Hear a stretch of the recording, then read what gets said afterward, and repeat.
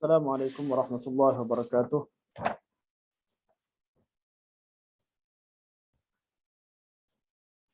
Bismillahirrahmanirrahim. Alhamdulillahi rabbil alamin. Nahmadullah ta'ala wa nashkuruh. Wa nusalli wa nusallimu ala sayyidina Muhammadin alladhi ballagha risalah wa adda al-amanah wa nasaha al-ummah hatta atahu al-yaqin wa ala alihi wa sahbihi ajma'in. Subhanaka la ilma lana illa ma 'allamtana innaka antal alimul hakim. Rabbi shrah li sadri wa yassir li amri wahlul 'uqdatam min lisani yafqahu qawli, amma ba'd. Fa inna asdaqal hadits kitabullah wa khairal hadi hadi Muhammadin sallallahu alaihi wasallam wa syarrul umuri muhdatsatuha wa kullu muhdatsatin bid'ah wa kullu bid'atin dhalalah wa kullu dhalalatin finnar. Thumma amma ba'd. Pertamanya, mari kita merafakkan setinggi-tinggi kesyukuran kehadrat Allah Subhanahu wa taala di atas izin dan limpah kurnianya dan taufik dan hidayahnya. Allah telah memberikan kepada kita kesempatan untuk memanfaatkan sebahagian daripada waktu kita pada petang ini dengan hadir dalam majlis ilmu, membincangkan beberapa perkara yang penting berkaitan dengan sejarah Nabi sallallahu alaihi wasallam dan berkaitan dengan bagaimanakah Allah Subhanahu wa taala memperkenalkan nabinya dan rasulnya kepada seluruh manusia. Hari ini merupakan hari seri yang ke-18 dan mungkin kalau kita dapat habiskan, kita akan habiskan seri ke-18 pada hari ini. Kalau tidak, kita akan sambung pada seri terakhir pada pertemuan akan datang, iaitu dalam tajuk yang kita bincangkan mengenali Rasulullah sallallahu alaihi wasallam melalui Al-Quranul Karim. Setelah kita membincangkan tentang kedudukan Nabi sallallahu alaihi wasallam yang mulia di sisi Allah Subhanahu wa taala seperti mana digambarkan dalam Al-Quranul Karim, kita telah membincangkan tentang sifat-sifat yang Allah Subhanahu wa taala berikan kepada Nabi sallallahu alaihi wasallam. Telah sifatkan Nabi dengan sifat penghambaan yang paling sempurna, akhlak yang paling agung, jiwa yang paling murni, perasaan yang paling rahmah dan ra'fah, kesan sifat kebaikan yang menyinari umat, membawa ilmu dan cahaya, membawa kesan perubahan yang besar. Allah namakan sebagai Sirajul Munir. Nabi SAW, kedatangan Nabi merupakan hadiah dan kurniaan yang besar kepada kaum mukminin. Nabi adalah penutup segala nabi-nabi dan rasul-rasul, iaitu penutup segala manusia-manusia terbaik. Nabi dilapangkan dadanya, diampunkan dosanya. Nabi SAW adalah manusia yang Allah pujinya, Allah berselawat kepadanya, juga malaikat-malaikat yang mendoakan kebaikan dan kemuliaan untuknya. Allah bersumpah dengan kehidupannya, bahawa kehidupannya adalah kehidupan yang paling sempurna.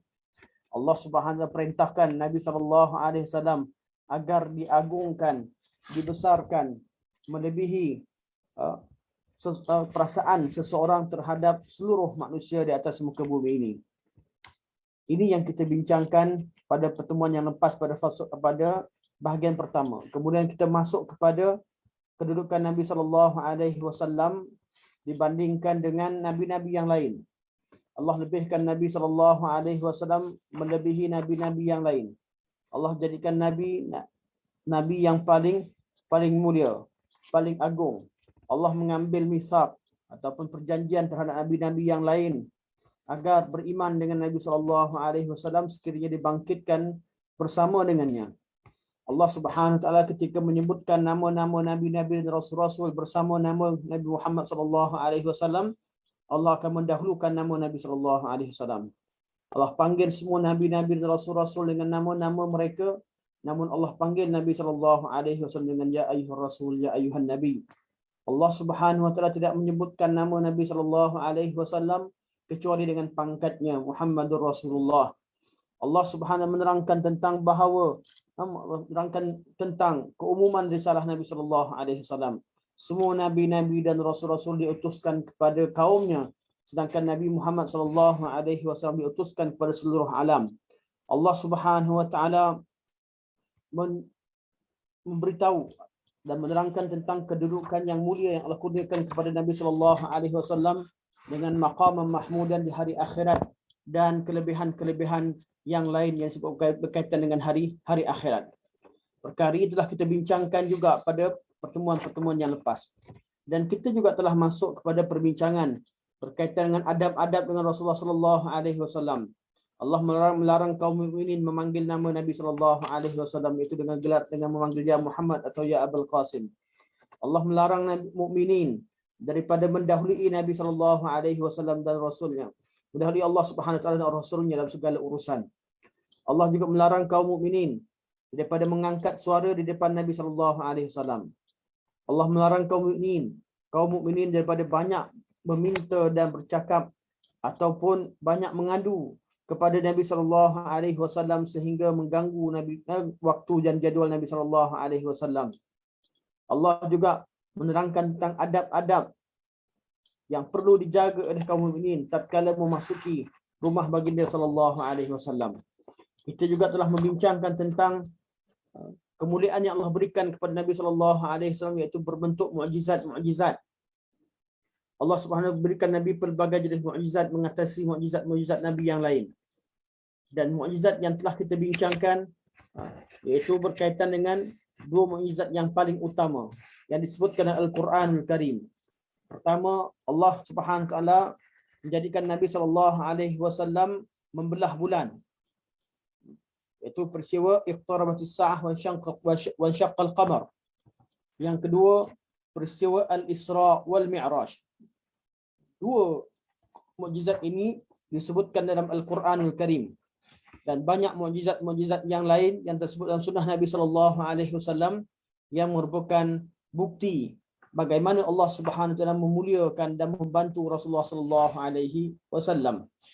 Hari ini insya-Allah kita akan masuk kepada perbincangan seterusnya juga berkaitan dengan bagaimana Allah Subhanahu wa taala memuliakan Nabi sallallahu alaihi wasallam iaitu melalui peristiwa tahwilul qiblah, perpindahan kiblat daripada Masjidil Aqsa ke Masjidil Haram. Peristiwa pertukaran kiblat merupakan salah satu daripada peristiwa yang menunjukkan bahawa Allah Subhanahu wa taala memuliakan Nabi Muhammad sallallahu alaihi wasallam. Setelah Nabi sallallahu alaihi wasallam berhijrah ke Madinah Munawwarah dengan jarak masa 16 bulan atau 17 bulan, kiblat umat Islam masih lagi menghadap ke arah Baitul Maqdis. Atau dengan untuk lebih kita mudah faham bahawa kiblat ketika di zaman Makkiyah, ketika Nabi sallallahu alaihi wasallam di Makkah Al-Mukarramah, kiblat yang diarahkan kepada Nabi sallallahu alaihi wasallam dan umat Islam solat menghadap kepadanya adalah Baitul Maqdis. Dan keadaan itu berterusan sehinggalah Nabi hijrah. Dan selepas hijrah selama 16 bulan atau 17 bulan setengah riwayat, barulah kiblat tadi ditukarkan ke arah Masjidil Haram, ke arah Masjidil Haram.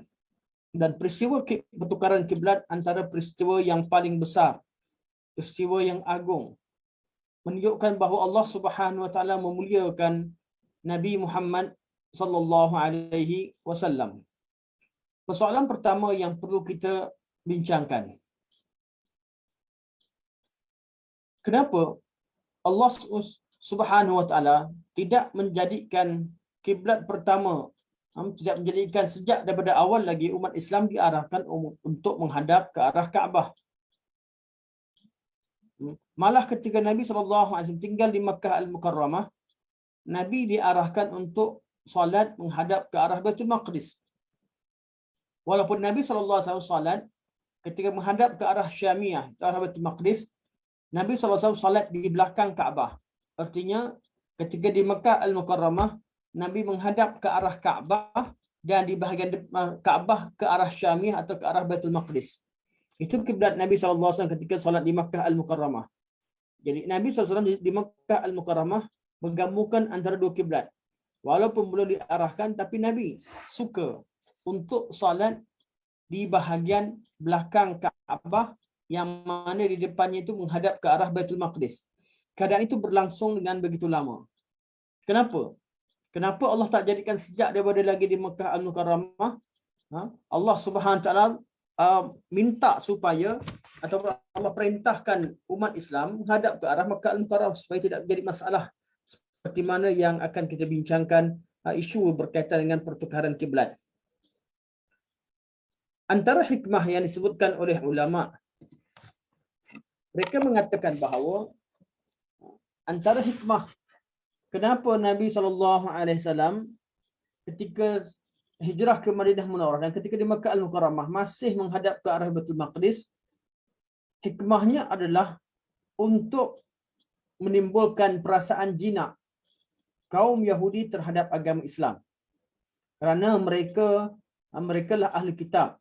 Kaum Yahudi dan kaum Nasara, mereka lah ahli kitab yang mengetahui tentang sebahagian daripada perkara-perkara berkaitan dengan keimanan. Mereka mewarisi Alkitab yang diturunkan kepada Nabi Musa dan kepada Nabi Isa. Dan mereka mengetahui sebahagian daripada kebenaran. Malah banyak daripada urusan-urusan akidah mereka telah mengetahuinya. Jadi kaum Yahudi dan kaum Nasrani, sekiranya mereka beriman dengan Allah dan Rasulnya, itu membuktikan bahawa agama Nabi SAW antara agama yang benar, antara jenis bukti yang boleh digunakan dalam berdakwah. Namun kaum Yahudi, dengan hikmah Allah SWT, Allah lakukan demikian sebagai hujah ke atas mereka. Namun kaum Yahudi, mereka ini adalah golongan yang tidak mengambil pengajaran atau tidak tahu mensyukuri nikmat tersebut. Malah mereka menggunakan isu umat Islam solat menghadap ke arah Baitul Maqdis sebagai satu isu untuk mereka jadikan bahan memburuk-burukkan agama Islam dan memburukkan Rasulullah SAW.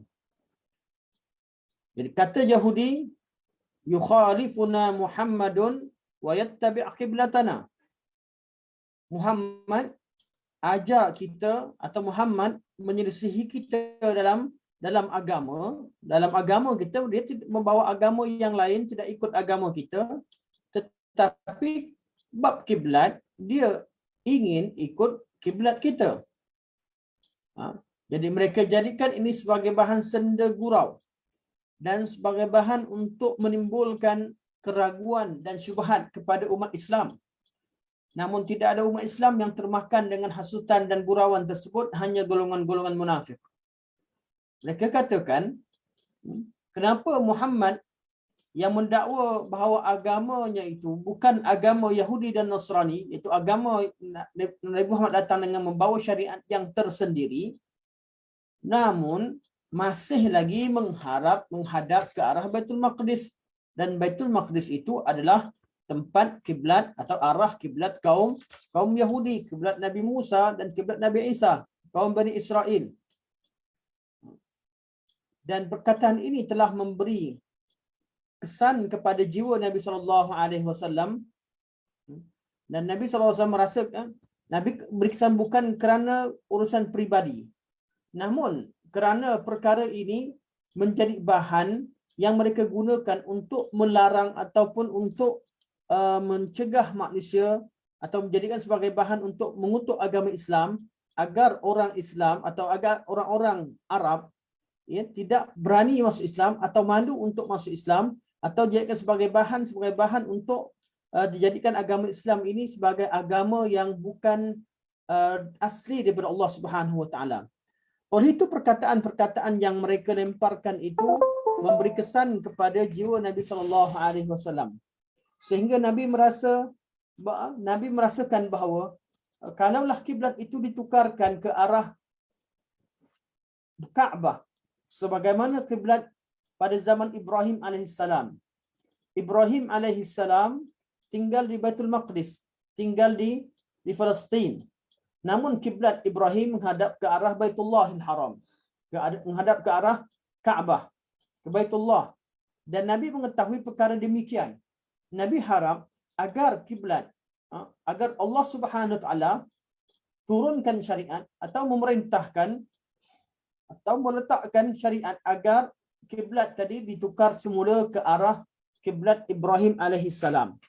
Kerana kiblat apabila umat Islam menghadap ke arah Baitul Maqdis, itu hanyalah tidak menjadikan kaum Yahudi jinak dan rapat dengan agama Islam, malah menjadi bahan untuk mereka jadikan sebagai bahan persenda untuk mempersendakan Islam, sebagai bahan senda gurau. Maka Nabi SAW sering memandang wajahnya ke arah langit. Setengah riwayat menyebutkan bahawa Nabi SAW telah berkata kepada Jibril alaihissalam tentang kehendak baginda tersebut. Malah Nabi berkata, "Wadittu annallaha sarafani an qiblatil yahudi ila ghairiha." Aku harap Allah Subhanahu wa taala akan palingkanku daripada kiblat Yahudi ke arah lainnya. Ke arah lainnya. Ada soalan, Ustaz, ada nota sharing, minta maaf, belum lagi dapat disediakan nota, InsyaAllah hari hujung nanti akan dikumpulkan semua sekali. Minta maaf nota sebab ada sedikit teknikal sampai sekarang belum, insyaAllah kita selesaikan insyaAllah. Terima kasih banyak-banyak dapat mengikuti kuliah.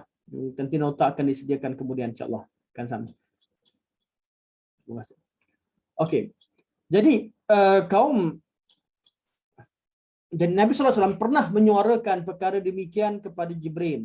Aku harap agar Allah Subhanahu wa taala palingkan atau alihkan kiblat daripada kiblat Yahudi kerana dan kepada kiblat yang lain, iaitu dalam hatinya Nabi mengharapkan kiblat ditukarkan ke arah Kaabah kerana Kaabah adalah Baitullahil Muharram dan kiblat pada zaman Ibrahim alaihissalam, seperti mana yang kita ketahui.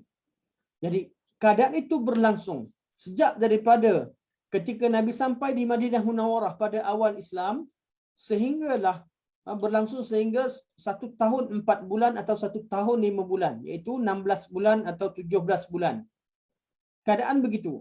Nabi SAW pada ketika tertentu Nabi akan pandang ke arah langit, mengharapkan wahyu turun. Mengharapkan wahyu diturunkan, menerangkan atau memerintahkan supaya kiblat ditukar ke arah Kaabah al-Musharrafah. Sehinggalah pada satu ketika tatkala Nabi SAW sedang solat, ketika solat asar, Allah Subhanahu wa taala memerintahkan agar kiblat tadi ditukarkan ke arah kiblat yang Nabi SAW inginkan, yang Nabi redha. Allah berfirman, qad nara taqalluba wajhika fis sama'. Sesungguhnya kami sering melihat wajahmu berbolak-balik ke langit. Falanuwalliyannaka qiblatan tardaha. Maka kami akan palingkan wajahmu ke arah kiblat yang kamu redha, yang kamu sukai. Fawalli wajhaka syatral masjidil haram. Maka palingkanlah wajahmu ke arah Masjidil Haram. Wa haitsuma kuntum fawallu wujuhakum syatrah. Di mana sahaja kamu berada, hendaklah kalian menghadapkan wajah kalian ke arahnya. Jadi Allah Subhanahu wa taala arahkan kiblat tadi ditukar kepada kiblat Baitullah.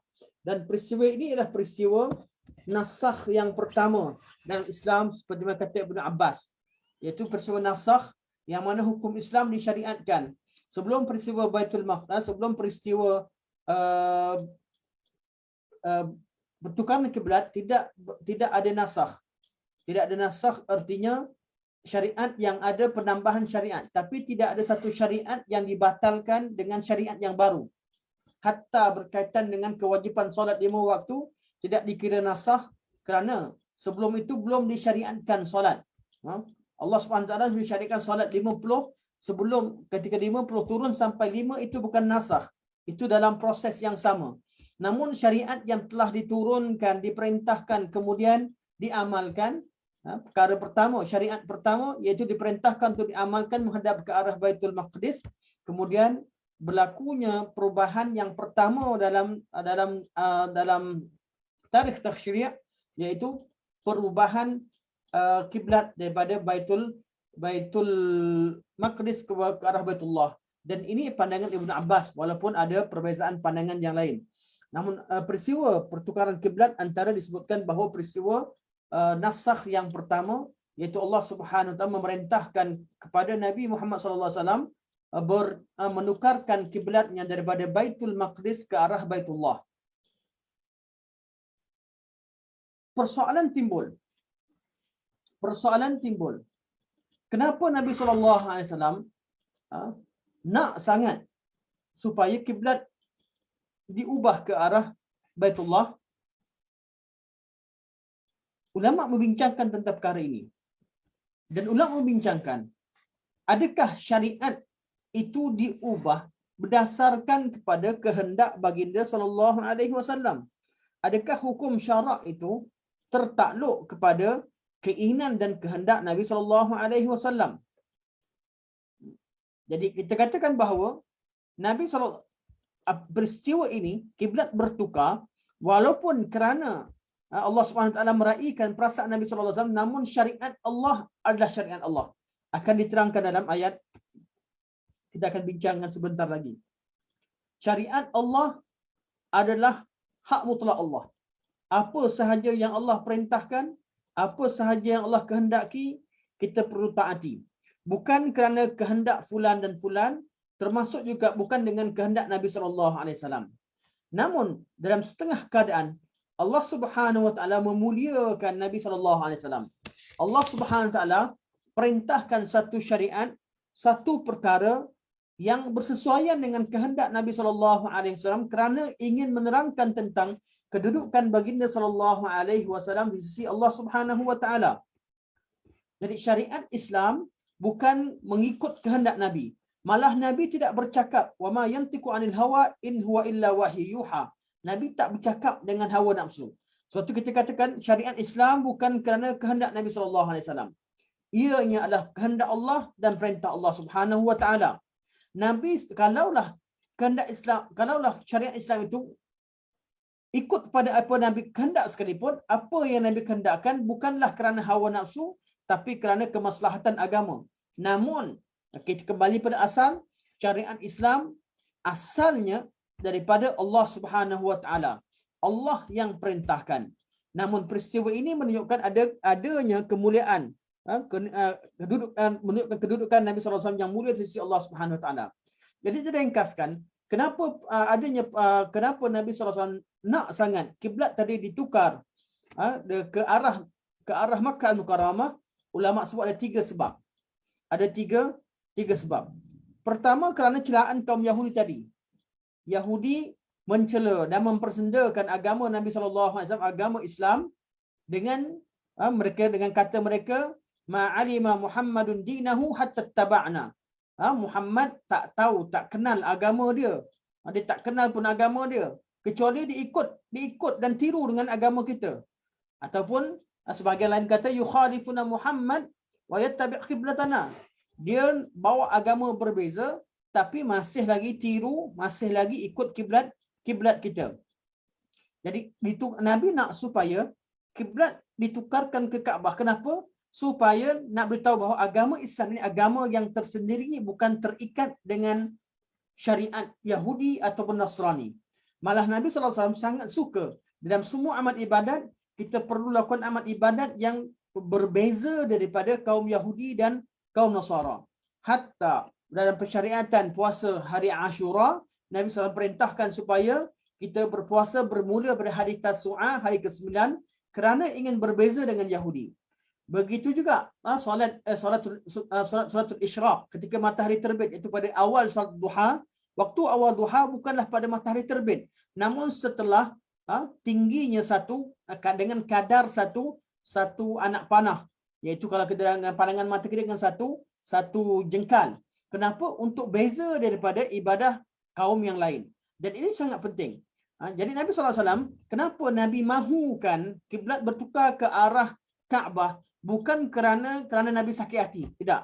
Tapi kerana perkara itu menjadi sebab permainan kaum Yahudi mempermainkan agama Islam. Dan yang kedua, dan pada masa yang sama, menunjukkan bahawa agama Islam adalah agama yang tersendiri.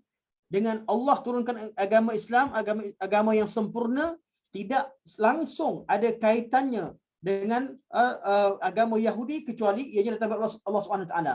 Namun syariatnya syariat yang tersendiri, tidak meniru sebarang syariat yang terdapat dalam agama Yahudi, itu agama yang tersendiri.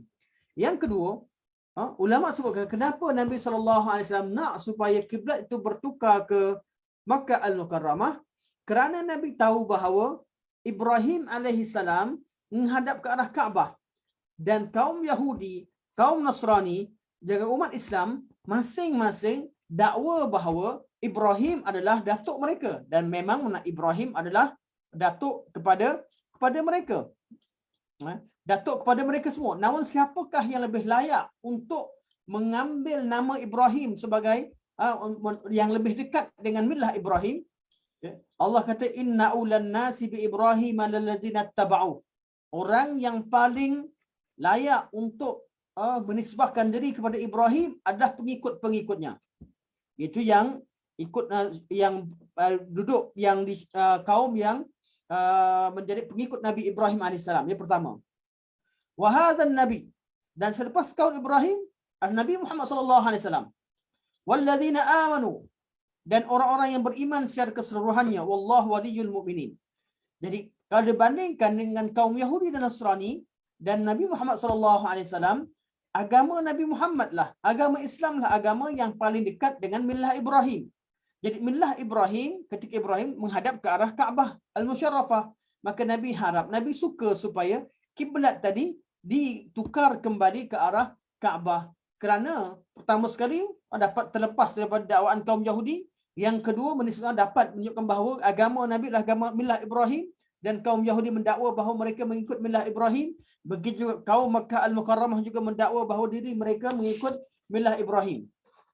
Sebab itulah sebab yang ketiga yang disebutkan oleh ulama, kenapa Nabi SAW minta ataupun mengharap supaya kiblat ini bertukar ke arah Kaabah, untuk tujuannya adalah untuk menjinakkan hati orang Arab. Yang orang Arab. Sebab tu sebelum antara syubhah yang timbul tatkala berlakunya peristiwa pertukaran kiblat, pertama yang mereka syubhah berkaitan dengan isu tukar kiblat ni, ada 4 syubhah atau 4 keraguan yang dibawa oleh musuh-musuh Islam pada zaman tersebut.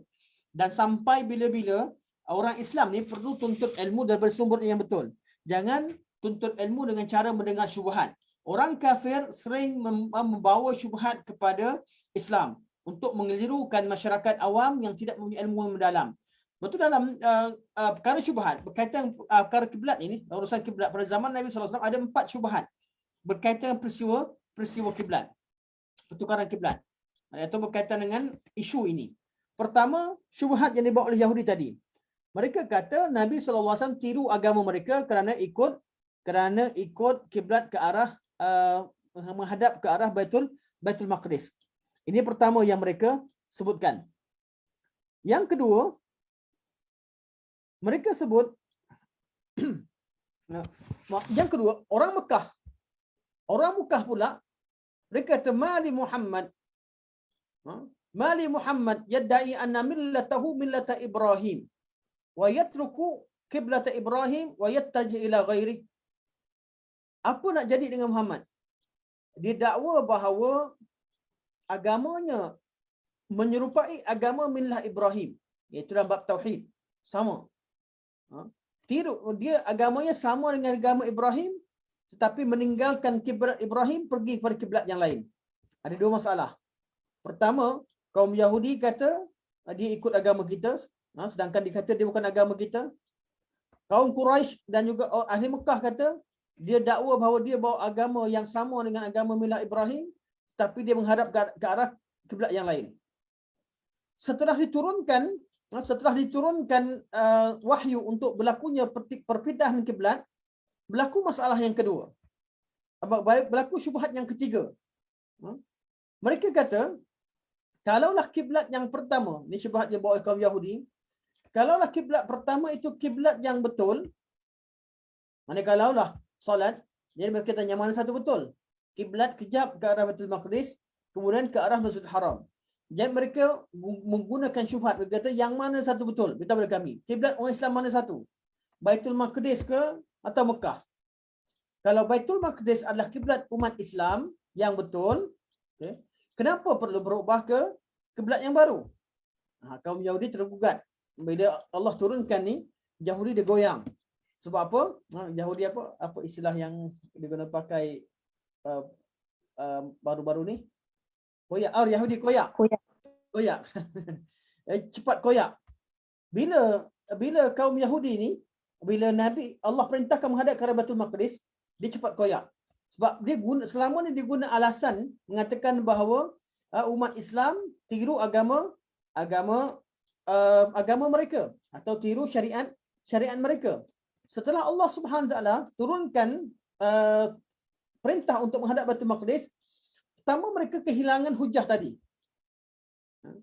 Dan sebelum tu mereka kata, ni kisah yang saya terlupa cerita tadi. Okay. Mereka kata Muhammad mula-mula akan ikut kiblat kita. Dan mereka katakan kepada golongan munafik dan sesama mereka, tunggulah akhirnya Muhammad akan ikut agama kita. Bukan sahaja kiblat sahaja, dia akan ikut agama kita secara keseluruhan.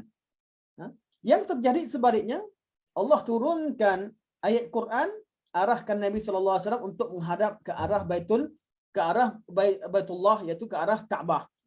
Dan Yahudi dikoyak. Dia kata apa?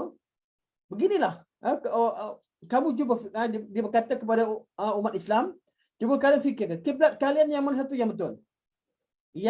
Yang pertama ke yang kedua? Baitul Maqdis yang betul ataupun Kaabah? Kalaulah Baitul Maqdis itu pun betul, kalau kiblat Baitul Maqdis itu betul, kenapa perlu bertukar ke Kaabah? Jadi, artinya mesti salah satu tak betul. Dan mereka bawa ke syubhah yang keempat. Mereka kata, kalau kiblat pertama tu salah, kemudian baru dibetulkan, ni yang keempat, syubhat yang keempat mereka bawa. Mereka kata, kalau kiblat pertama salah, dan kiblat kedua yang betul, artinya ke Kaabah yang betul, macam mana dengan orang-orang Islam yang dah mati dan mereka tak pernah solat ke arah Baitullah. Mereka solat ke arah Baitul Maqdis. Jadi solat mereka tidak sah. Solat mereka tidak sah. Dan ini kata-kata Yahudi. Kata-kata mereka ini dijawab oleh Allah Subhanahu Wa Taala.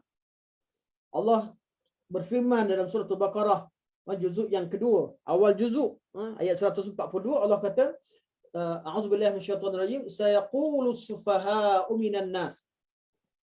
Akan berkatalah orang-orang bodoh dari kalangan manusia. Sufaha ni yang bodoh dan bodoh yang level yang paling bodoh. Safih. Safih artinya orang yang bodoh, yang tidak mempunyai pandangan, yang orang yang tidak berakal.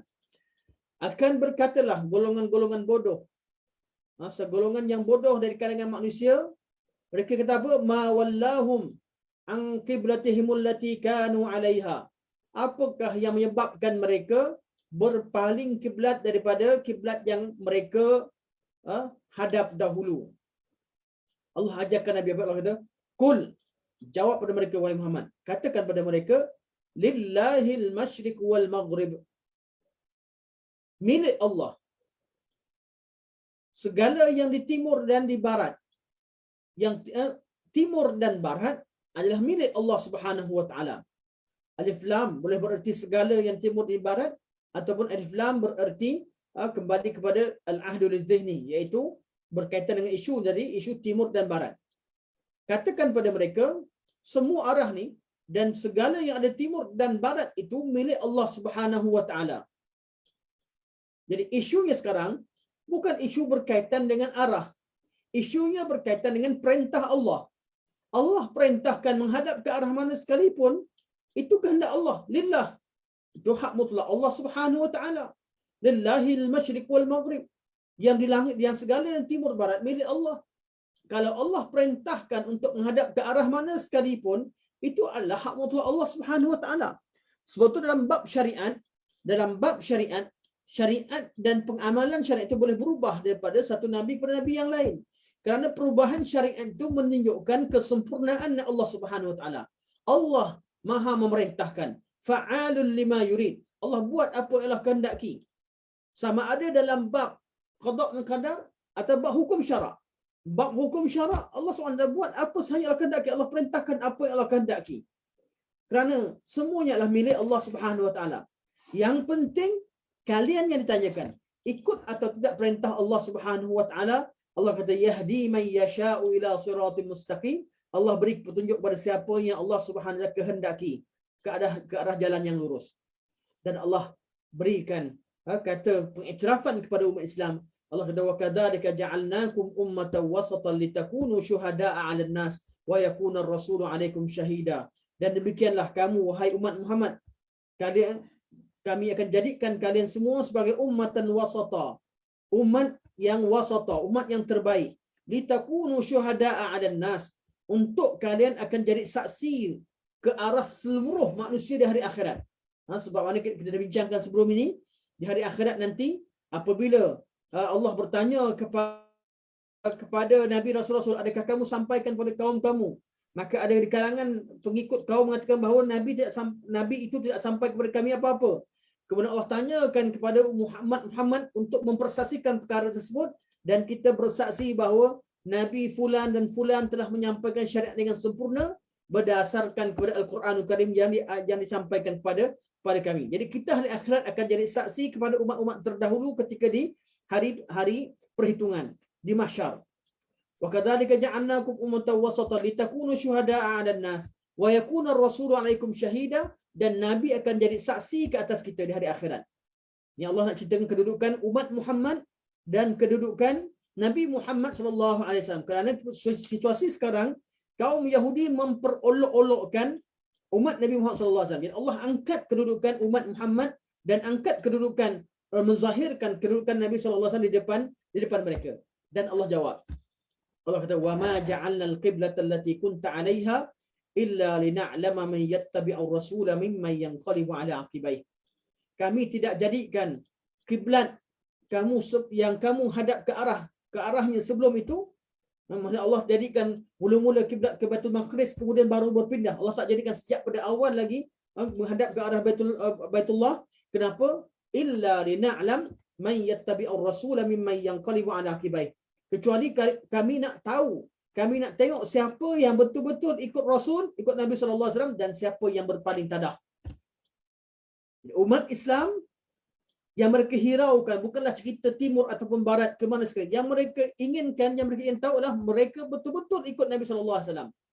Selagi Nabi sallallahu alaihi wasallam masih hidup, apa sahaja Nabi sampaikan mereka akan terima. Sebab itu berlakunya nasah dan mansukh bukanlah satu perkara yang jadi satu perkara aib terhadap agama Islam. Nasah dan mansukh yang berlaku dalam syariat Islam, iaitu selagi Nabi hiduplah. Lepas Nabi meninggal tak ada nasah mansukh. Syariat Islam sebelum syariat Islam sempurna, berlakunya nasah dan mansukh dengan hikmah yang Allah Subhanahu Wa Taala hanya Allah mengetahuinya dan mampu diketahui oleh kita setelah kita kaji sebahagian daripada hikmah tersebut. Antara hikmah ini kita sebut tadilah, kaum Yahudi koyak. Dia rasa dirinya bangsa yang terbaik. Allah angkat umat Islam sebagai umat yang terbaik. Dia selalu menyebutkan tentang nabi-nabinya. Allah beritahu tentang Nabi Muhammad al-Nabi yang terbaik. Dia merasa bahawa kiblat dia kiblat orang tiru. Allah pindahkan kepada kiblat yang lain. Dan dia rasakan bahawa umat Islam akan tiru agama mereka. Yang terjadi sebaliknya, umat Islam merasa gah dengan agama mereka tersendiri. Mereka adanya izzah. Mereka merasa bangga dengan syariat yang Allah Subhanahu turunkan kepada mereka. Dan Allah terangkan ayat seterusnya, Allah kata wa ma kana Allahu liyudhi'a imanakum. Untuk orang-orang yang dah solat ke arah Baitul Maqdis, Allah kata Allah tidak akan sia-siakan solat mereka. Sebab apa? Allah bukan nak tengok. Allah bukan nak tengok Baitul Maqdis ke Baitul Haram. Yang penting mereka ni ikut ke tidak perintah Allah Subhanahu Wa Taala. Ketika pada awalnya Allah perintah ke Baitul Maqdis, mereka ikut, itu artinya ibadah. Dan sempurna sah. Ketika Allah perintahkan ke arah Baitullahil Haram, itu juga sah. Sebab itu kiblat, kita menghadap arah kiblat. Kiblat itu artinya arah. Arah wajah kita. Kiblat adalah arah wajah. Sebab itu Allah kata fawallu wujuhakum syatra. palingkan wajahmu ke arahnya. Kiblat bila kita hadap ke arah mana dinamakan sebagai kiblat, bahagian depan kita. Ketika Allah perintahkan untuk arah kiblat, bukan kita sembah Baitullah atau sembah batu Baitullah, Kaabah, ataupun sembah Baitul Maqdis, tidak. Kita menyembah Allah Subhanahu Wa Taala. Menyembah Allah. Dan bagaimana cara kita sembah Allah? Dengan ikut Nabi. Betul Allah kata, illa lina'lama man yattabi'ur rasula mimman yanqalibu ala aqibaih. Wa in kanat lakabiratan 'ala alladhina hada wa in kanat lakabiratan illa 'ala alladhina hada Allah. Dan perkara jadi satu perkara ini sangat besar, sangat berat kecuali orang-orang yang Allah beri hidayah. Jadi semua orang kafir rasa berat dengan perkara ini, dan orang Islam kalau tidak beriman dengan sesungguhnya mereka akan rasa berat kerana ini bukan urusan yang mudah, urusan yang sangat besar, pertukaran kiblat. Mana syariat berarah kiblat, bertukar arah kiblat ni seolah-olah bertukar syariat, begitu. Okay. Suatu perkara yang besar. Namun umat Islam, keimanan mereka kepada Nabi sallallahu alaihi wasallam mengatasi segala-galanya, mereka tahu bahawa tugas mereka adalah mengikut sunnah Rasulullah sallallahu alaihi wasallam dan mereka tidak bantah. Dan itulah yang berlaku kepada sahabat-sahabat baginda sallallahu alaihi wasallam. Tatkala mereka sedang solat, ketika diperintahkan untuk tukar kiblat, mereka ubah kiblat mereka ketika mereka sedang solat. Dan diceritakan bahawa peristiwa bertukar kiblat berlaku di beberapa masjid. Di Masjid Nabawi pada waktu asar atau waktu zuhur, setengah riwayat rajih pada waktu asar. Kemudian ketika pada waktu subuh keesokannya, berita tentang bertukar kiblat belum sampai ke Bani Harithah yang ada di Masjid Qiblatain, iaitu di Masjid Bani Harithah di Qiblatain. Jadi apa yang berlaku? Mereka solat subuh menghadap ke arah Baitul Maqdis. Sedang mereka solat, datang seorang sahabat daripada Masjid Nabawi yang telah solat dengan Nabi sallallahu alaihi wasallam, datang pergi kepada mereka yang sedang solat ke arah Baitul Maqdis. Apa kata lelaki tadi? Kata asyhadu billah anni sallaitu ma'a Rasulillah sallallahu alaihi wasallam nahwal Ka'bah. Aku bersaksi dengan Allah, sesungguhnya aku telah solat dengan Nabi sallallahu alaihi wasallam menghadap ke arah Kaabah. Setengah riwayat kata perkara ini peristiwa berlaku di Masjid Quba. Setengah kata di Bani Harithah, iaitu di Masjid Qiblatain. Wallahu alam, atau berlaku di kedua-dua tempat. Sebagai ulama kata kerana pertukaran kiblat melibatkan semua masjid. Tapi yang berubah pada waktu yang lambat maklumat sampai adakah Masjid Qiblatain ataupun Masjid Quba ataupun kedua-duanya, namun peristiwa ini berlaku. Jadi bila lelaki sampaikan kepada mereka, di setengah riwayat sebut mereka sedang rokok. Bila mereka sedang rokok, lelaki dia kata, demi Allah, aku solat dengan Nabi menghadap ke arah Kaabah. Jadi apa yang imam buat? Imam tukar berjalan dalam keadaan sedang rokok, bergerak hingga ke hujung saf, pusing 180 darjah ke tempat musalla perempuan, ke arah musalla perempuan, dan perempuan berjalan dalam keadaan rokok pergi ke arah tempat lelaki, dan begitu juga jemaah lelaki berjalan dari ke arah bahagian belakang imam. Perubahan itu berlaku mereka lakukan bila waktu ketika sedang solat. Mereka sedang solat. Kerana mereka bila tahu itu sunnah Rasulullah dan yang sampaikan berita itu merupakan orang yang dipercayai di kalangan umat Islam, bersumpah dengan nama Allah, maka mereka beriman dengannya dan mereka tidak ada ruang, tidak ada masa untuk membantah kerana mereka sangat cinta pada Nabi dan mereka tahu bahawa apa yang Nabi ajarkan suatu perkara yang benar.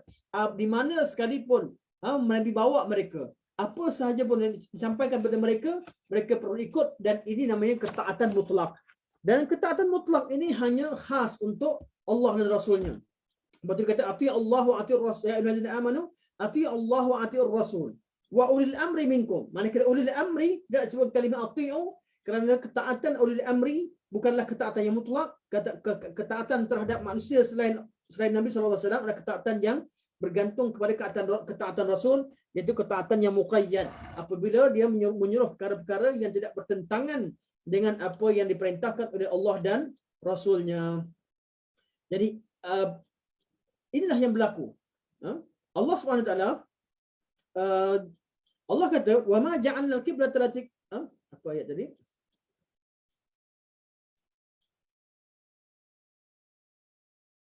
Okey.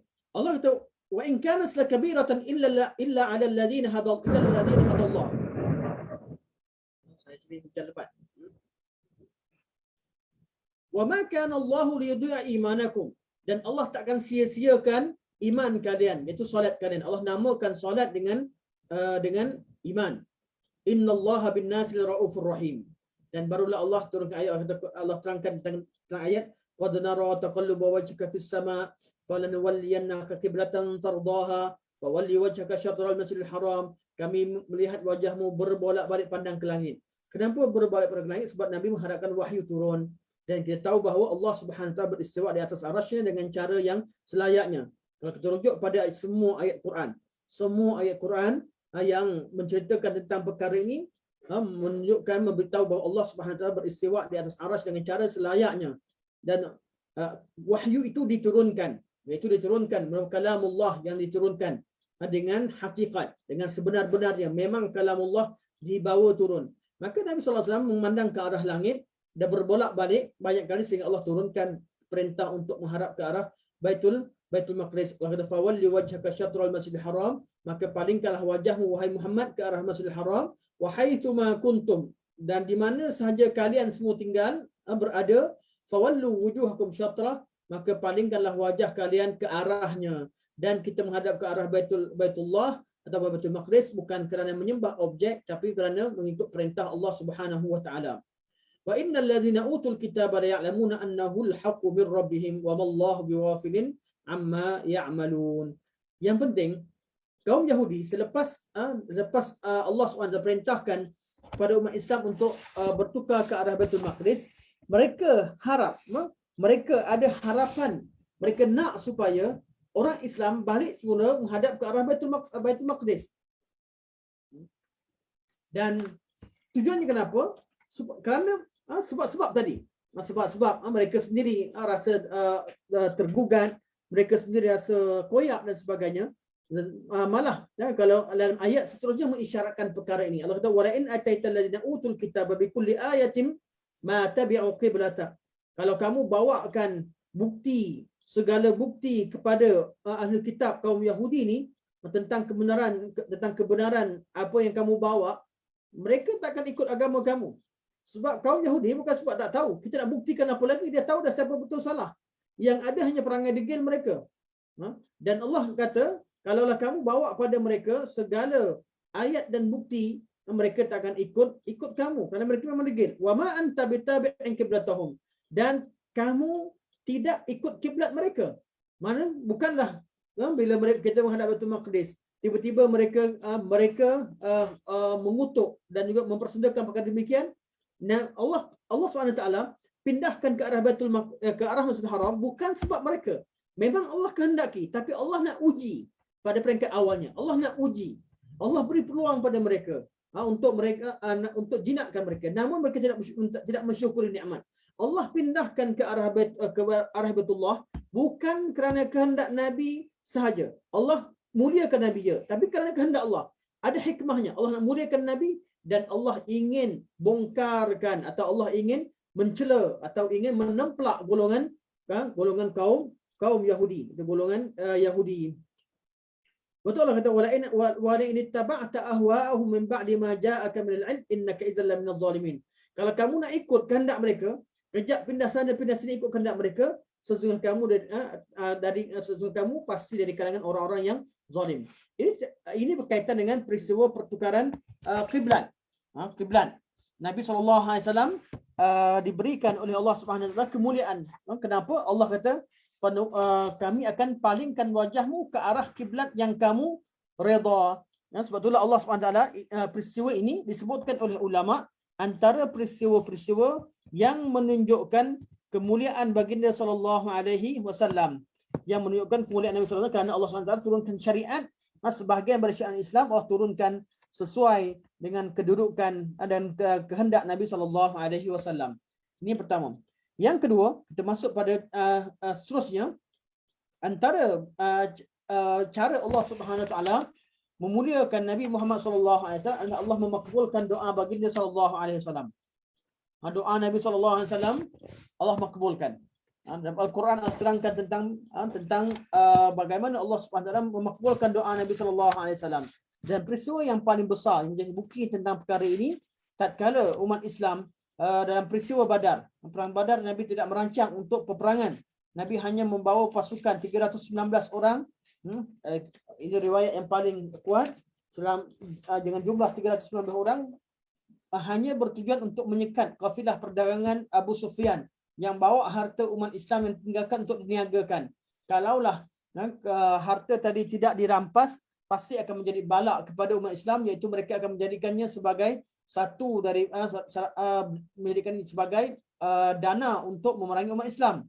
Jadi Nabi cuma bawa jumlah tentera yang mencukupi untuk sekat satu kafilah, iaitu satu perjalanan, rombongan perdagangan oleh kaum Quraisy. Jadi Nabi cuma pergi dengan jumlah 300 orang lebih. 319 setengah sebut 313 orang, setengah riwayat sebut 319. Wallahu alam, yang kuatnya 319 orang. Dengan jumlah 319 orang, tiba-tiba Allah takdirkan berlakunya peperangan. Kafilah terlepas, kemudian yang datang adalah orang Arab Quraisy dengan bawa tentera dengan jumlahnya 1,000 orang, lebih daripada 1,000 orang atau lebih kurang 1,000 orang jumlahnya. Jadi bila keadaan ini berlaku, Nabi SAW ketika itu Nabi beristighatsah, memohon bantuan daripada Allah Subhanahu Wa Taala. Istighatsah, Allah berfirman, Allah kata istastaghithuna rabbakum fastajaba lakum anni mumiddukum bi alfin minal malaikati murdifin. Tatkala kamu beristighatsah, menyeru dan memohon istighatsah. Apa istighatsah? Istighatsah adalah minta dengan Allah, minta bantuan kepada Allah untuk menyelesaikan atau untuk membantu hamba-Nya ketika berada dalam kesusahan atau berada dalam musibah.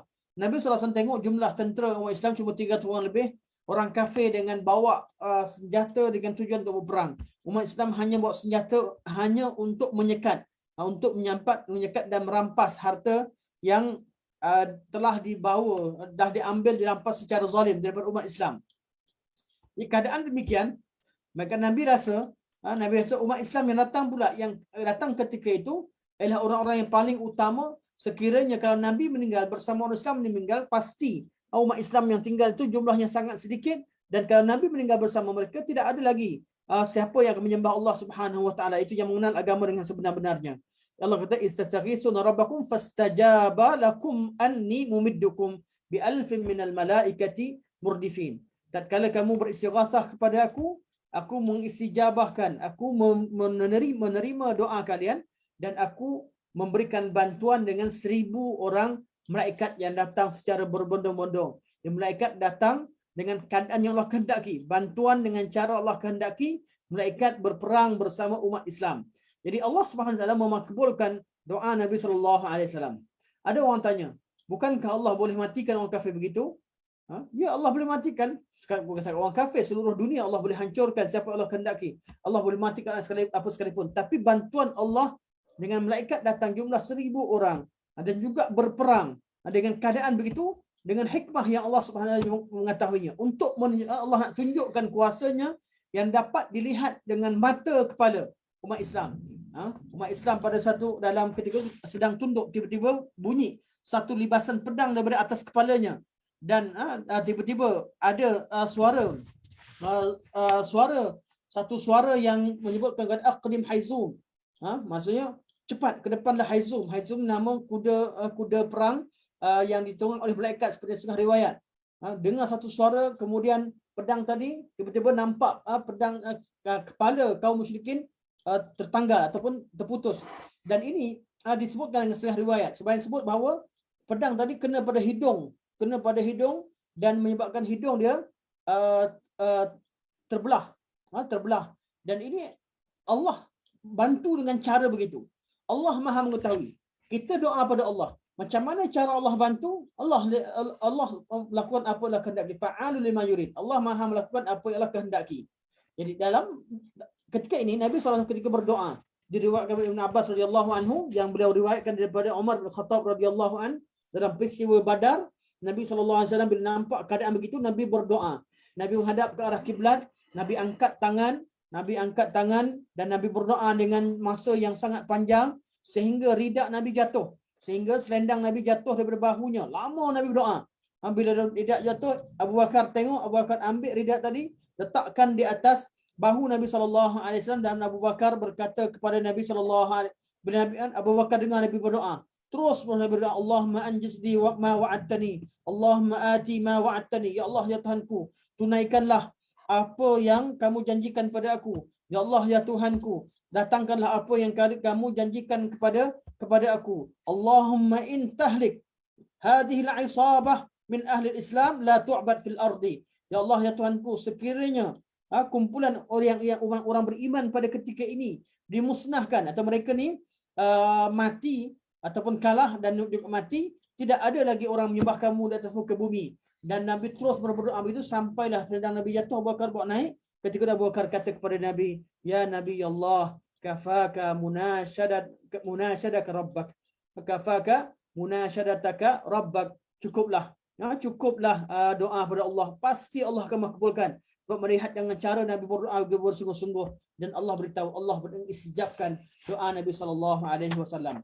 Ini peristiwa yang disebutkan dalam Al-Quranul Karim. Allah kata istaghithuna rabbakum fastajaba lakum. Kamu minta dengan Allah, Allah beri istijabah. Ini antara bentuk kemuliaan yang Allah SWT berikan kepada Nabi SAW. Dan peristiwa istijabah doa Nabi ini terlalu banyak dalam sirah, dalam sunnah Nabi SAW. Sehingga kita nak kumpulkan sangat susah. Namun kita tengok kalau tengok peristiwa dalam sirah Nabi SAW, Nabi berdoa banyak kali. Dan Allah makbulkan doa Nabi SAW dengan jumlah yang sangat banyak. Kadang-kadang disebabkan kerana Nabi doa untuk kaum mukminin, untuk kebaikan kaum mukminin. Kadang-kadang Nabi berdoa untuk Allah SWT bantu kaum mukminin ke atas musuhnya. Nabi doa ketika doa istighasah, doa istisqa, ketika minta hujan, Allahumma aghithna, Allahumma aghithna, Allahumma aghithna. Setengah riwayat sebut Allahumma askina, Allahumma askina, Allahumma askina. Ya Allah, turunkan hujan kepada kami ya Allah. Setelah seorang lelaki masuk ke Masjid Nabawi mengadu bahawa telah hancur binatang-binatang mati dan pohon-pohon atau tumbuhan kami telah musnah kerana kemarau yang panjang ya Rasulullah. Nabi berdoa Allahumma aghithna, Allahumma aghithna, Allahumma aghithna. Kemudian Allah turunkan hujan. Pada ketika itu pada hari Jumaat, ketika Nabi sedang khutbah, lelaki ini masuk tadi. Jadi ini peristiwa istisqa.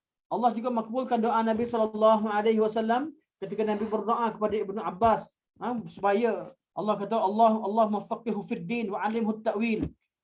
Doa Nabi dimakbulkan. Ibnu Abbas orang yang paling faqih dalam agama dan orang yang sahabat yang mengetahui tafsiran terhadap Al-Quranul Karim. Nabi doakan kepada Anas bin Malik supaya dibanyakkan hartanya dan diberikan keberkatan kepada dibanyakkan harta dan anak dan diberikan keberkatan pada keduanya daripada harta dan anaknya. Doa Nabi dimakbulkan. Dan banyak lagi doa Nabi SAW pada keadaan-keadaan dalam kehidupan sirah Nabi SAW. Nabi kadang-kadang doa untuk apa? Untuk membantu kaum Islam. Kerana apa? Kerana Allah doa supaya dihancurkan musuh-musuh Islam. Nabi doakan kepada orang yang meletakkan perut unta ke atas kepala Nabi SAW ketika Nabi sujud di Mekah Al-Mukarramah. Nabi doakan kepada Utaibah bin Abi Lahab supaya dikontrol atau dikawal atau dimakan oleh sebahagian daripada anjing-anjing Allah Subhanahu Wa Taala. Allah makbulkan. Nabi doakan kepada Kisra setelah sampai surat pada Kisra koyak surat Nabi. Dia utusan Nabi tadi berbeza dengan Raja Rom. Hirakan dia terima surat walaupun tak masuk Islam, tapi dia memuliakan utusan Nabi SAW. Kisra dia koyakkan surat Nabi dan dibunuh utusan Nabi SAW. Maka Nabi doakan kepada Kisra agar dipecahkan, agar dihancurkan, agar dimusnahkan kerajaannya. Sampai sekarang tak ada seorang raja Parsi yang tinggal, tak ada raja Kisra. Habis sejak zaman tu, hancur. Berbeza kerajaan Rom, masih ada raja-raja Rom sampai ke zaman sekarang. Kenapa? Sebab Nabi tak doakan dimusnahkan. Dan ini doa Nabi SAW dan banyak lagi doa yang kita boleh rujuk dalam kitab Dalailun Nubuwah karangan Abi Nu'aim Al-Asfahani, juga kitab Dalailun Nubuwah oleh Al-Imam Al-Baihaqi menerangkan tentang tanda-tanda kenabian Nabi SAW, dan mereka kumpulkan Ada seperti mana Abu Nuaim sebut dalam bab tajuk zikru akhbaru fi umurin syatta da'a bihi Rasulullah sallallahu alaihi wasallam fastujibalah. Bab menerangkan tentang berita-berita yang menerangkan tentang bahawa Nabi sallallahu alaihi wasallam berdoa kepada Nabi dan banyak urusan dan Allah Subhanahu wa taala mengistijabahkan doanya. Dan istijabah doa Nabi sallallahu alaihi wasallam antara bentuk cara Allah Subhanahu wa taala memuliakan baginda sallallahu alaihi wasallam.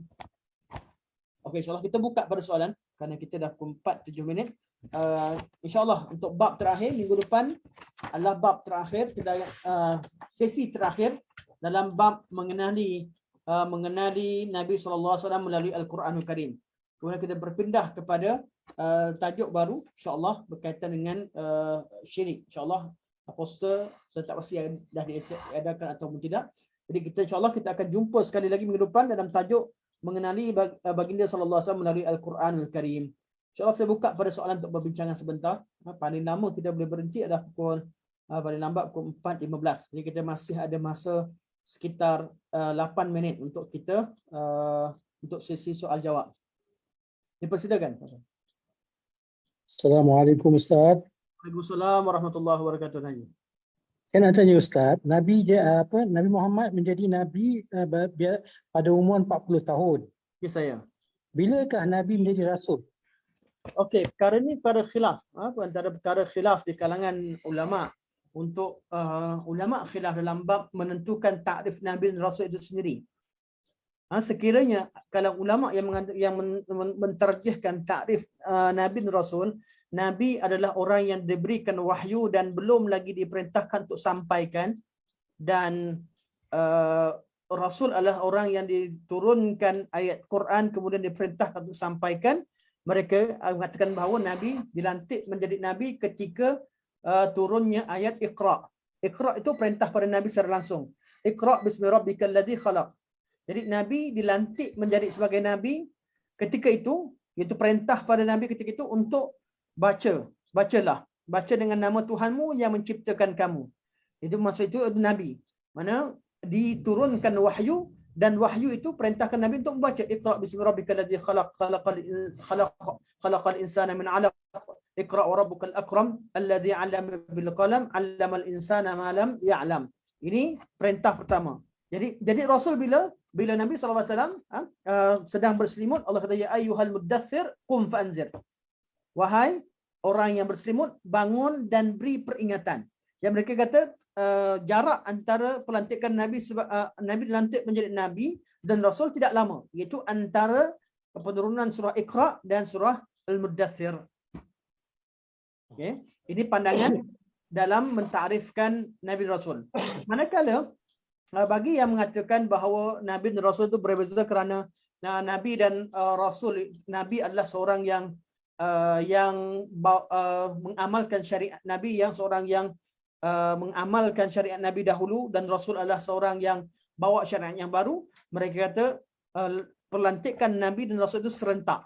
Serentak itu mereka jadikan peristiwa ketika Nabi dilantik, Nabi SAW dilantik menjadi Nabi dan Rasul serentak dengan penurunan Al-Quran Al-Karim. Dan ini adalah kedudukan Nabi SAW. Jadi proses itu berlaku serentak, dan pelbagai jawapan yang lain. Kerana perbincangan bab ini perbincangan yang khilaf yang panjang. Cuma semua sepakat bahawa Nabi SAW seorang Nabi dan seorang Rasul. Cuma bila itu berdasarkan kepada takrifan-takrifan yang dibawa. Kalau yang mengatakan bahawa seorang Rasul adalah berdakwah kepada kaum yang menentang, yang Nabi adalah seorang yang berdakwah kepada kaum yang Islam, kaum muslimin, diutuskan kepada kaum muslimin yang menyeleweng tapi tak sampai pada syirik. Manakala Rasul adalah seorang yang berdakwah kepada kaum yang telah melakukan syirik. Mereka juga mengatakan bahawa perlantikan Nabi sebagai Nabi Rasul itu serentak, iaitu ketika diturunkan ayat Iqra bismi rabbikal ladzi khalaq, wallahu alam. Ya. Soalan kedua Ustaz. Daripada kelas minggu lepas, Ya saya. Ustaz cerita kalau bab Nabi ni kita kena tahu 5 ilmu ya. Ya saya. Satu sirah, Ya. 2 syama'il, Ya. yang 3 lagi apa dia Ustaz? Syara'i'. Boleh Ustaz huraikan sikit? Ilmu syara'. Ilmu yang untuk kenal Nabi SAW Pertama kita tengok pada ilmu sirah lah yang menceritakan perjalanan Nabi SAW yang seperti Tuan sebut tadi. Yang kedua ilmu syama'il, iaitu tentang kehidupan Nabi SAW, aktiviti harian, ilmu yang menceritakan aktiviti harian Nabi SAW. Ilmu ketiga ilmu syariat, iaitu ilmu hukum agama, hukum hakam. Apa yang Nabi perintahkan, apa yang Nabi larang. Hukum syariat. Bahasa mudahnya ilmu syariat lah, ilmu syariat. Ilmu syara' ini ilmu syariat. Iaitu apa yang Nabi perintahkan, apa yang Nabi larang. Ini belajar sunnah Nabi dalam bab apa? Bab perintah dan larangan Nabi SAW. Ya. Ilmu yang keempat, ilmu khasa'is. Ilmu khasa'is. Okey. Okey, silakan Puan Azhar. Terima kasih. Okey, yang minta izin. Okey. Ilmu khasa'is ialah berkaitan dengan hukum-hukum syariat, namun ianya khas untuk Nabi SAW. Nabi, Allah perintahkan Nabi kekalkan isteri-isterinya. Allah haramkan isteri-isterinya dinikahi oleh semana-mana kaum muslimin atau mana-mana manusia. Allah Subhanahu Wa Taala khasa'is Nabi SAW untuk menceritakan atau dapat melihat beberapa perkara ghaib. Nabi SAW naik ke atas perkara khasa'is, dan khasa'is ini kadang-kadang berkaitan mukjizat, kadang-kadang luar daripada selain daripada mukjizat. Hukum-hukum khas yang Allah SWT berikan kepada Nabi SAW. Khasa'is iaitu hukum-hukum berkaitan dengan Allah, Nabi mensyariat cerita tentang perkara ghaib dan sebagainya. Ini berkaitan dengan khasa'is. Hukum-hukum khas Nabi SAW yang bukan untuk kita tiru, tapi untuk kita tahu itu adalah hak mutlak Nabi, adalah hukum khas yang diberikan kepada Rasulullah SAW. Dan ilmu kelima ialah ilmu dalail. Dalail adalah ilmu-ilmu yang membincangkan tentang mukjizat ataupun tanda-tanda kenabian Nabi SAW. Mukjizat secara keseluruhan, kisah mukjizat masuk, sama ada mukjizat yang hissiah ataupun maknawiyah, yang zahir, mana seperti yang nampak seperti belah bulan, ataupun yang maknawiyah seperti Al-Quranul Karim. Dan sekarang dibincangkan tentang mukjizat yang terkandung dalam sunnah Nabi SAW, termasuk pemakanan Nabi SAW dan sebagainya, dibincangkan. Ini ilmu, ini berkaitan ilmu dalail. Ataupun dalail dalam bentuk bukan mukjizat, namun berkaitan dengan doa Nabi diistijabahkan, Allah berikan Nabi akhlak yang paling mulia, Nabi tak pernah sembah mana-mana berhala, Nabi SAW tidak pernah menipu dalam hidupnya, Nabi SAW banyak kemuliaan-kemuliaan Allah berikan yang menunjukkan bahawa Nabi itu benar. Nabi Rasul yang benar, itu dia masuk ilmu dalail. Jadi ada lima ilmu. Jelas insyaAllah kan? Okey. Okey, soalan seterusnya. Cantik soalan. Assalamualaikum Ustaz, adakah Nabi Muhammad SAW buta huruf sampai Nabi wafat, sedangkan Islam menyuruh kita menuntut ilmu? Okey, betul. Nabi Muhammad SAW tidak membaca dan menulis sampai ke akhir hayatnya. Dan kita perlu melihat dan soalan adakah sampai sedangkan Islam menyuruh kita menuntut ilmu? Ya, Islam menyuruh kita menuntut ilmu. Menulis dan membaca adalah alat, dia bukan ilmu. Nabi SAW Allah berikan ilmu secara langsung tanpa melalui proses menulis dan membaca. Jibril allamahu syadidul quwa. Perkara ini ditimbulkan oleh golongan orientalis. Mereka menjadikan bahawa menuntut ilmu, orang yang bijak pandai hanya terhad kepada orang yang pandai membaca dan menulis. Dan mereka sentiasa memperolokkan orang menghafal. Sedangkan bangsa Arab, bangsa yang walaupun mereka tidak membaca dan menulis, ramai di kalangan mereka tidak membaca dan menulis, namun Allah berikan pada mereka satu kehebatan dalam hafalan, dan mereka sangat jaga akal mereka, dan mereka sangat tajam pemikiran mereka. Jadi fakta-fakta yang ada, yang ditulis oleh sebahagian daripada kaum, dihafal oleh orang Arab pada zaman tersebut. Sebab tu orang Arab, ketamadunan yang ada pada Arab itu ketamadunan yang luar biasa. Jadi mereka ada kekuatan akal, kemudian ramai di kalangan mereka membaca. Sedangkan Rasulullah SAW Allah kekalkan, sebab Allah dah namakan Nabi sebagai Nabiyul Ummi. Allah berkehendakkan bahawa Nabi SAW berterusan keadaan begitu sampai Nabi meninggal, kerana Allah namakan sebagai Ummi, dan agar tidak dibuka peluang kepada kaum mustasyriqin dan golongan-golongan munafik dan golongan orientalis pada zaman sekarang mengatakan bahawa pada peringkat awalnya Nabi berpura-pura tidak pandai membaca. Nabi sampai ke akhirnya tidak membaca. Namun membaca itu jambatan kepada ilmu. Allah Subhanahu wa taala kurniakan ilmu kepada Nabi SAW secara langsung. Allah terangkan bahawa Nabi Allah manusia yang paling sempurna ilmunya, paling sempurna akhlaknya, paling sempurna pentadbirannya dalam kerajaannya, dalam memerintah dunia. Dan juga Nabi SAW paling sempurna dalam menyampaikan segala perkara. Nabi yang paling fasih, ilmu Nabi paling sempurna tanpa melalui membaca dan menulis. Ini salah satu daripada bentuk sebagai ulama menamakan sebagai dalailun nubuwah, sebagai menamakan sebagai antara mukjizat Nabi SAW ialah mengetahui ilmu-ilmu secara sempurna tanpa melalui proses membaca dan menulis. Dan satu perkara yang sangat penting untuk saya ingatkan, tidak boleh membaca pada masyarakat Arab pada zaman tersebut bukanlah suatu perkara yang aib. Bukan suatu perkara yang aib seperti zaman sekarang. Pada ketika itu Nabi tidak membaca dan tidak menulis, bukanlah satu perkara aib. Buktinya orang-orang kafir, orang munafik, orang Yahudi tidak mengaibkan Nabi kerana Nabi tak pandai membaca. Kerana masyarakat ketika itu memang mereka boleh berhidup dalam keadaan tidak perlu kepada penulisan. Walaupun terhad ada bab utusan, bab tulis surat sebagainya, ada di kalangan mereka pandai membaca, tapi keperluan kepada bacaan bukanlah keperluan seperti zaman kita sekarang. Betul, dokumentasi dan sebagainya memang kurang wujud dalam masyarakat Arab ketika itu. Dan Allah SWT dah katakan, Allah kata huwallazi ba'atha fil ummiyina rasulan. Allah nak utuskan dari golongan ummiyin, orang Arab yang tak pandai membaca, seorang rasul dari kalangan mereka. Supaya hikmahnya orang Arab tak kata Muhammad pandai membaca, kami orang ummi. Muhammad dia ni lain sifat dia. Tak, Allah kata dari kalangan kalian sama-sama ummi. Namun semua mereka Allah berikan pada mereka ilmu dengan dididik langsung oleh Nabi SAW. Tidak bererti mereka tidak belajar, tidak bererti mereka tidak membaca. Sebahagian daripada mereka belajar, dan sahabat-sahabat Nabi ramai yang belajar. Sebagian sahabat Rasul, mereka ketika perang Badar, ketika mereka ditawan, orang-orang musyrikin ditawan, mereka minta supaya ajarkan kepada umat Islam, dan diriwayatkan sebagian sahabat belajar menulis daripada sebagian sahabat yang lain. Ini proses itu berlaku. Namun untuk Rasulullah, Allah memang kekalkan keadaan Nabi begitu, dan itu bukanlah satu perkara yang aib. Sebab itu Islam mengajarkan kita untuk tuntut ilmu. Quran itu wajib dihafal. Quran itu perlu dihafal, dijaga. Walaupun tanpa melalui proses penulisan. Kalau kita mampu hafal yang sebenarnya sebagaimana berlaku pada zaman awal Islam. Agama Islam sebelum dicatatkan Quran di buku Quran, diriwayatkan secara syafawiyan dengan berkurun lamanya. Hatta ketika Al-Quran dituliskan sekalipun pada zaman Abu Bakar, mushaf itu hanya mushaful imam, hanya disimpan di rumah Abu Bakar. Umat Islam hafal Quran. Catatan sendiri sikit, kebanyakan mereka hafal Quran syafawiyan. Umat Islam kuat akal begitu. Sampailah pada zaman Sayyidina Umar, mereka tetap hafal. Sampai pada zaman Sayyidina Osman, barulah nuskhah tadi disalin. Disalin pun hanya 6 nuskhah, dikirimkan kepada negeri-negeri tertentu, dengan nuskhah imam masih kekal di rumah Sayyidina Osman bin Affan radhiyallahu an.